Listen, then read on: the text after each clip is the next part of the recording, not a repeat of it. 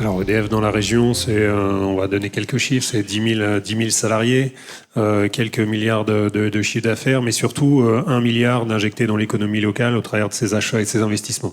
Et dans la nature même de ces activités, alors EDF, ça n'a jamais été une entreprise comme les autres, et on est en train de se rendre encore plus compte en ce moment, qui est née de la solidarité nationale en 1946, retour d'une guerre qui était extrêmement complexe et qui a toujours traversé les crises, crise pétrolière, crise économique, crise climatique, de nombreuses reprises, et aujourd'hui une crise énergétique. Donc on a au cœur on parlait d'entreprise à mission, la dernière fois j'avais dit on est mieux qu'une entreprise à mission, une entreprise à mission de service public. Alors ça nous rejoint avec la Poste, puisque c'est notre raison d'être depuis le début. Alors on a une raison d'être qui est de construire un avenir énergétique neutre en CO2, qui concilie à la fois le développement, le bien-être et la protection de la planète, avec des solutions électricité et des solutions énergétiques innovantes. Ça c'est la raison d'être qui a été intégrée dans je vais dire, officiellement dans nos statuts, mais je dirais que c'est dans notre ADN.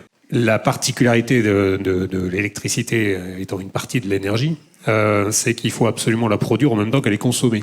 Et donc c'est une entreprise qui marche 7 jours sur 7, 24 heures sur 24, avec des agents qui sont particulièrement engagés, des salariés et agents particulièrement engagés, et qui ont toujours avant tout la passion de la machine pour les producteurs, la passion du réseau pour les distributeurs et la passion des clients pour tout ce qui est service commercial. L'énergie, ça fait partie de l'aménagement du territoire.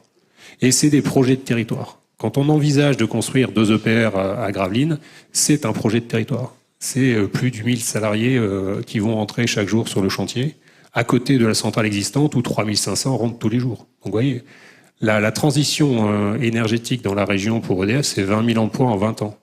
Donc forcément, on ne peut pas faire ça tout seul, stand-alone, sur une petite île déserte. Donc on construit. C'est des emplois qui vont être des emplois nouveaux, donc on travaille avec l'éducation nationale, on travaille avec les formations initiales, on travaille également avec des actions d'insertion, de réinsertion, de réorientation. Et donc on a un acteur qui est la fondation EDF sur des actions auprès des jeunes.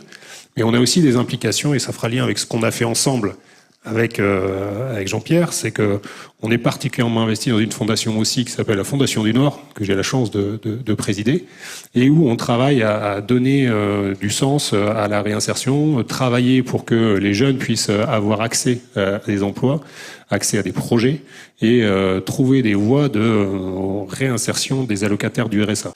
Donc en tant qu'acteur majeur du territoire, parce que 10 000 salariés, c'est 10 000 familles, chacun connaît forcément de proche en proche des personnes concernées, et donc il y a un véritable engagement.